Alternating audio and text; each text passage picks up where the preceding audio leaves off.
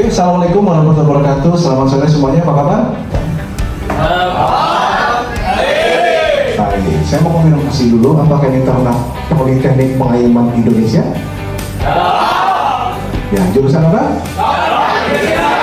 Nah, luar biasa. Ini memang kalau belajar suaranya khas dan mantap. Oke, sebelumnya kita akan berkenalan dulu. Ada pepatah mengatakan bahwasanya tak kenal maka tak sayang. Supaya kalian sayang sama saya, kenalan dulu. Oke, nama saya Tony Nirmanto, biasa dipanggil Tony. Status saya K1, keluarga bernama satu. Jadi karena sudah punya anak dipanggil Bapak biasanya. Ya biasanya dipanggil dengan Pak Tony. Jangan panggil Om ya, panggil Pak Tony aja. Oke, saya bertempat tinggal di sebuah daerah di Tangerang, di Pokarok di sana, jauh dari sini. Pendidikan saya lulus dari Akademi Imigrasi tahun 2007 akhir, melanjutkan pendidikan sampai ke S2 atau pasca sarjana, terakhir kuliah di Universitas Samratulangi, Manado, Sulawesi Utara. Ada yang dari Manado? Tentu tidak ya, mungkin di kelas lain ya. Oke, yang berikutnya terkait dengan pendidikan saya di intelijen ya. Pendidikan saya memperoleh sertifikasi, alhamdulillah 3 besar terus ya. Yang pertama lulus dari Akademi tahun 2007 angkatan 9. Saya ikut namanya pendidikan penyidik pegawai negeri sipil. Jadi saya PPNS. Kayak di Undang-Undang Keimigrasian ada PPNS Keimigrasian adalah itulah saya, ya. Jadi kita punya kewenangan untuk menyidik, ya kan? Nah kemudian terkait dengan intelijen sendiri, saya pernah ikut tahun 2017. Alhamdulillah saya terpilih untuk menjadi peserta pendidikan intelijen dasar di Soreang, Bandung. Intelijen keamanan, Intelcam Polri, ya, intelijen keamanan Polisi Republik Indonesia. Alhamdulillah 3 besar lagi ya. Memang alhamdulillah dapat prestasi ya. Ya. Oke. Apalagi pertanyaan ada? Oh iya, buku-buku terkait ya. Silakan baca nanti buku-buku dari Scientific Method of Intelligence dari Hang Prung-chun. Silakan baca dari Filsafat Intelijen Negara dari Hendro Priyono. Silakan baca dari buku dari Loh K. Johnson. Silakan baca dari buku Peter Gill Intelligence Theory. Ya. Untuk lebih tahu apa itu definisi intelijen dan bagaimana how to operate. Oke, kita masuk ke teori hal yang pertama. Oke. Di semester ini kita akan belajar tentang intelijen keimigrasian. Ada beberapa yang akan diajarkan di sini. Ya. Di rencana pembelajaran semester terbagi menjadi beberapa tema yang kita pelajari. Yang pertama tentunya kita akan mempelajari definisi, konsep, istilah dan sebagainya. Intinya basic konsepnya apa dulu. Kemudian yang berikutnya, bagaimana relevansi dengan keimigrasian. Dan yang ketiga, how to operate, bagaimana mengoperasikannya. Ada beberapa tahapan-tahapan dalam intelijen keimigrasian yang dilakukan. Misalnya, sebelum melaksanakan kegiatan intelijen, itu ada tahapan perencanaan, berikutnya tahapan pengumpulan keterangan, kemudian tahapan analisa, dan terakhir adalah tahap penyajian. Oke? Clear ya? Clear. Pertanyaan? Ya, untuk kuliah nanti ada tata tertib ya. Oke, saya mengambil dari film Kings yang pertama. Ketika dia ada di sebuah kunci pintunya, Henry Hart seorang agent mengatakan manners like a man. Ya. Maka dari itu kita butuh sebuah tata tertib yang mengatur. Saya meminta kepada Anda 10 menit sebelum kuliah sudah hadir. Tidak makan minum di tempat, main HP, main laptop seizin dari dosen. Oke? Ya. Tidak tertidur, ya, atau ke kamar mandi lupa balik lagi, itu juga nggak boleh, ya. Mau ngobrol, silakan pada waktu diskusi, ya, dan silakan ikuti tata tertib sebagaimana tercantum dalam peraturan pusat dalam ketarungan. Oke? Tersepakat? Ya. Sekarang kita masuk ke definisi intelijen keimigrasian. Sebagai intro, set next, bukan? Baik, sebagai latar belakang next. Next lagi, oke. Kalau di Muslim itu dikenal dengan namanya Al-Quran, di Kristiani dengan Alkitab dan kitab suci lainnya. Karena saya seorang Muslim, saya menggunakan Al-Quran. Kalau kita mendengar kata intelijen, yang terbesit di hati kalian apa? Di pikiran kalian. 1, pengawasan, penyidikan, bunuh orang, nyuri, apa lagi? Ngumpet-ngumpet, apa lagi? Mata-mata. Kenapa nggak kuping-kuping? Nggak ada ya? Mata-mata, oke. Berarti di sini adalah kalau saya melihat dari Al-Quran sebagaimana kita saya percaya, ini terjemahan dari Kementerian Agama Indonesia. Jadi pada dasarnya adalah kecerdasan sekarang. Ya, bukan mata-mata, bukan bunuh orang, bukan itu film. Ya, basically kalau kita di Al-Baqarah 30-33, kecerdasan pertama diberikan kepada Nabi Adam, manusia pertama yang diciptakan oleh Maha Kuasa. Diberikan sebuah intelijen kecerdasan. Di mana setelah diberi kecerdasan, tes dong. Sama kayak kalian, habis dikasih kuliah, diuji kan, ada UTS, ada UAS. Diuji dan alhamdulillah berhasil. Dan Nabi Adam mampu menyebutkan nama-namanya di langit. Cuman di cerita berikutnya, ya, ada yang tidak mau tunduk bernama Iblis yang menjadi musuh manusia hingga saat ini. Basically dari sana, ya, saya nggak akan bentar. Next, kayak berikutnya di sini ada dari kita turun ke bumi, ya. Berdasarkan perspektif sejarah, kalau kalian lihat ini apa gambar apa? Manusia purba, bukan manusia milenium, berarti manusia purba. Nah di sini intelijen ketika turun ke bumi, ya, digunakan kecerdasan untuk bertahan hidup defensif. Apa? Bertahan berburu, memasak dan untuk tempat tinggal. Dulu waktu bumi belum ada pengamanan yang berarti, ada gangguan dari beruang, harimau dan alam yang enggak terlalu bersahabat dengan manusia. Mau nggak mau dipilih intelijennya, otaknya, ya kan? Cara bertahan hidup. Nah, ketika sudah berhasil bertahan hidup, apa yang dilakukan? Memperluas dan kekuasaan ofensif, ya kan? Benar? Nah, seperti itu. Dengan apa? Membuat alat perang dan memperluas pengaruh. Betul? Oke. Next, perkembangan berikutnya. Bisa next slide? Next slide moderator. Sudah. Nah, kemudian kita lari ke sejarah di Indonesia. Zaman Majapahit Nusantara. Zaman Majapahit Nusantara itu merupakan salah satu kerajaan besar yang ada di sejarah Indonesia. Namanya Majapahit. Terkenal seorang Mahapati yang dulunya menggunakan para biarawan dan saudagar sebagai mata-mata ahli intelijen. Makanya dia sering menang perang. Gimana caranya? Kok pakai saudagar, pedagang, kok pakai pemuka agama? Paling gampang kan maksudnya? Pura-pura dagang ke kerajaan ini, kerajaan itu, dapat informasi. Pura-pura jadi pemuka agama, dapat informasi. Akhirnya bisa tahu kan keadaan kondisi negara lawan atau negara kawan. Benar kan? Nah, seperti itu. Next, berikutnya dari perspektif sejarah klasik, kalau lihat ini berarti tentara zaman abad pertengahan ya, medieval war, zaman yang tikil gitu. Nah di sini fokusnya adalah physical intelligence atau intelijen bersifat fisik, di mana di sana yang dikemukakan adalah yang terlihat oleh mata, jumlah pasukan. Penonton film-film Cina nggak yang klasik? Pasukannya pakai armor, ya kan? Ada lupu, ya kan? Camfei, pasukan Kaisar Cao Cao, ya kan? Liu Bei dan sebagainya gitu. Kalau ada tahu The Romance of the Kingdom, Roma 3 Kerajaan, film Park Ji-long itu Mobile Legend ya. Yang terkenal itu di Roma 3 Kerajaan, ya. Itu ya, itu ada filmnya ya. Terakhir filmnya itu The Radcliffe, tapi merah. Kalau kalian mau nonton silakan, saya nggak iklan ya. Cuma itulah yang satu contohnya. Atau The Hand of Troy. Tahu? The Hand of Troy? Nah, itu juga pakai pasukan model seperti itu. Tapi sampai katapult, cuy gitu ya. Nanti dia jumlah pasukan, kekuatan benteng pertahanan pakai batu atau pakai kayu atau masih pakai bambu, atau bagaimana jumlah pakanannya. Kemudian dari perang dan markas pasukan itu bagaimana kondisinya. Dan di tahun 90 ada, kalau kalian ingat mungkin ada perang dunia ya. Dan seterusnya itu physical verbal intelligence. Siapa yang bisa mencuri suara radio itu menang. Makanya ada bunyi enigma, ya kan?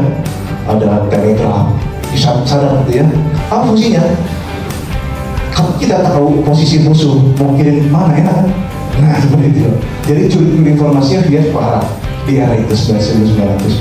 Lagi-lagi untuk keperluan militer. Next, oke. Kemudian yang modern, ya modern software kecerdasan apa? Jelas. Ada tadi, ada SWOT, apa lagi? STAR, SQ3R, MIS, apa lagi? Saya lupa ada beberapa dari 7 ya, belum dari itu bahkan ya. Bahkan untuk aja tahu seseorang kah? Kira-kira pintar apa bodoh? Pintar, bisa kertas bahasa Indonesia, dilindungi sama kementerian lembaga terbaik kan? Bisa lepas. Kemudian ada intelijen negara. Nah, kita di sini. Ya. Oke, next. Nah, berikutnya di prediksi masa depan. Ya, sekarang sudah nggak aneh kan istilah dengan AI, artificial intelligence atau kecerdasan buatan. Siapa yang nggak tahu zaman ini? Zaman itu di bukunya Peter Thiel itu John McCarthy akan ada kecerdasan buatan. Sebenarnya kecerdasan buatan ini, kalau kalian sejarah itu ada namanya Alan Turing namanya. Dia sudah membuat bagaimana mesin itu bekerja untuk memanipulasi manusia. Dan ke depan di saat ini sudah menjadi kecerdasan buatan. Bagaimana dikopi cara berpikir manusia ke mesin. Seperti itu ya. Oke, next. Next, teori intelligence. Kemudian berikutnya dari David Devil, ini lagi-lagi orang dari ini bukunya tadi saya bilang ya, teori. Informasi adalah ya ini dari fisika dan verbal intelligence sudah dijelaskan. Next. Kemudian berikutnya risk shifting, jadi mengurangi ketidakpastian. Maka dari itu ke depan ya, risiko keimigrasian sangat tinggi. Ingat teori keimigrasian push and pull teori oleh Evans Bergeron, ya. Ada push, ada pull. Kenapa orang ke sini pasti ada penariknya? Nah, kita harus mengantisipasi hal itu. Jangan sampai penarik ini justru menjadi dampak negatif buat Indonesia. Okay. Next, berikutnya di sini teori intelijen menurut Mark Pigeon. Di sini adalah terciptanya kaitan antara masa lalu dan masa sekarang. Bagaimana bisa memprediksi masa depan? Ringgau? Endo? Ya, simpel. Baca sejarah. Simpel kan? Iya. Jejak Anda bisa membaca masa depan. Simpel kan? Jadi nggak usah pakai kedukun ya, pengunjung itu pusing itu bertapa di kuburan perlu ya. Next. Apa lagi? Psikologi menghindari pendadakan. Apa itu pendadakan? Tiba-tiba UAS, nggak ada informasi. Tiba-tiba kuis UTS, pusing nggak? Tetapi kalau sudah jadi informasi ke kelas lain, Pak Tony ada UTS, ada UAS, nggak kaget kan? Itu pendadak. Next, apa nih? Organisasi, ya. Jadi menghindari kesalahan, ya. Karena organisasi yang besar itu cenderung ada kesalahan. Produksi mobil, motor, handphone, whatever it is, pasti ada cacatnya kan? Makanya ada garansi. Nah, lalu keamanan negara bisa garansi kan? Sama intelijen dari lain itu dapat informasi yang salah, gimana perbaikinya? Namun intelijen kerja. Next.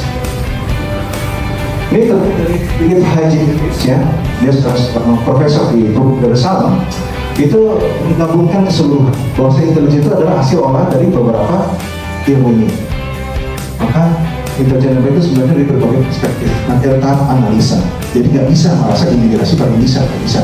Contoh, masalah keimigrasian kalau dari sisi pejabat imigrasi pasti message-nya kalau nanti atau ikan dua aja. Tapi dari sisi orang ekonomi lain lagi kerugian negara, ya kan? Sisi sosial, social crime prevention dan sebagainya, ya seperti itu. Next. Nah, kalau kita definisinya secara general, kita masih tahu namanya Sun Tzu.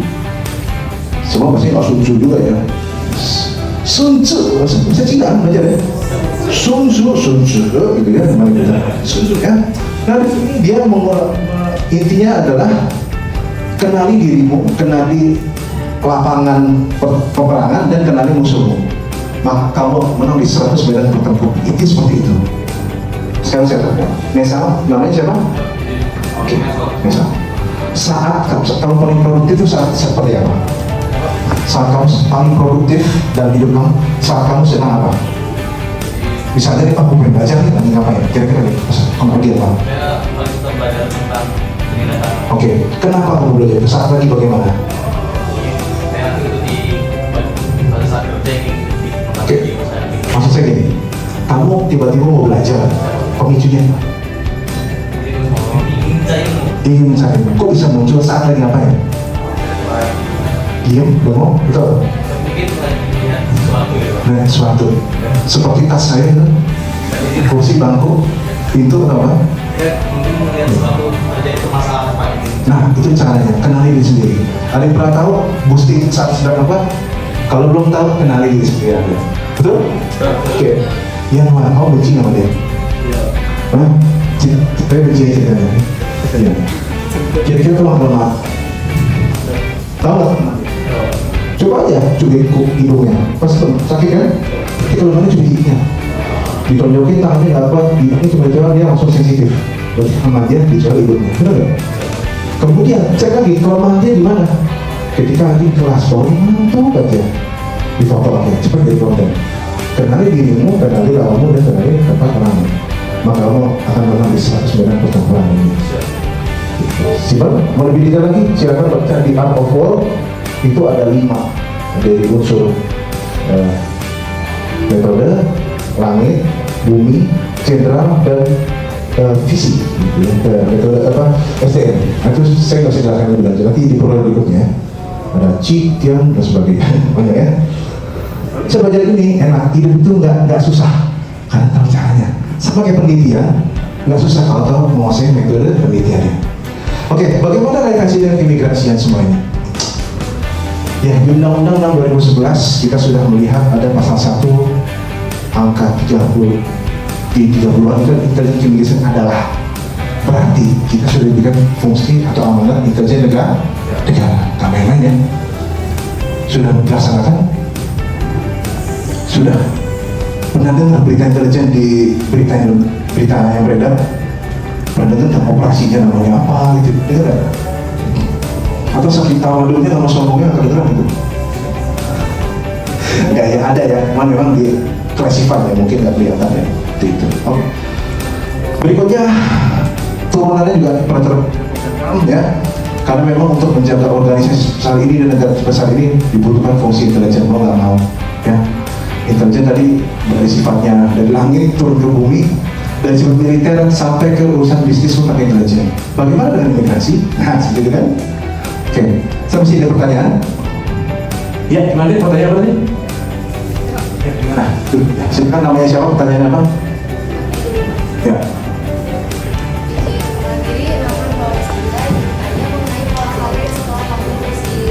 Oke, pola karir dan intelijen keimigrasian. Sebagaimana saya jelaskan tentang karir saya, salah satunya itu ya bisa mengikuti pendidikan melalui di sini memperoleh wawasan intelijen. Tapi untuk sertifikasinya bisa melalui pendidikan Polri di Intelkam Polri atau di Cinendek ya, di Intelstra, strategis dari TNI. Jadi di Indonesia itu intelijen itu terbagi menjadi 5. Ada BIN sebagai intelijen dalam dan luar negeri. Oke. Ada intelijen pertahanan itu digaungi atau diketuai oleh TNI. Yang ketiga ada intelijen keamanan oleh PRI. Intelijen penegakan hukum itu oleh Jaksa Republik Indonesia. Lalu di mana imigrasi dan lain-lain? Ya, di fungsi kelima. Intelijen Kementerian garis miring lembaga. Di situ posisi kita. Ya. Jadi intelijen kita dikhususkan untuk keimigrasian semata, nggak lebih dari itu. Sama kayak PPNS keimigrasian. Nggak boleh PPNS keimigrasian menyidiki masalah pencurian kayu karena itu menjadi lex spesialis dari jenderal. Jadi ada lex spesialis, ada apa? Kekhususan khusus keimigrasian. Pokoknya urusan kita tuh orang asing, paspor, nah gitu ya, nggak boleh urusin kayu atau barang curian lainnya gitu ya, nggak ada hubungannya gitu ya. Jadi ada seperti itu. Ada juga di intelijen itu perlu kita sebuah kata-kata yang sering didengar itu VERS, exactus. VERS itu cepat, exactus itu exact, tepat, cepat dan tepat. Intelijen seperti itu. Lalu gimana cara metode penelitiannya? Nggak lebih nggak kurang mirip kayak penelitian pada umumnya. Bedanya apa? Harus cepat dan tepat. Itu bedanya. Ya, jadi memang harus akademis bisa dipertanggungjawabkan, tapi cepat dan tepat. Oke, pertanyaan lain? Pertanyaan lain? Satu lagi ada? Pertanyaan lain? Dia gimana, Masya?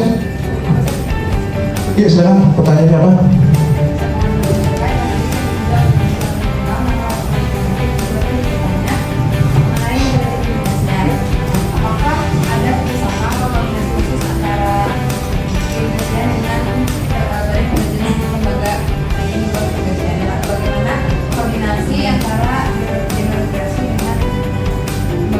Terima kasih. Bagaimana kerjasamanya, gitu ya?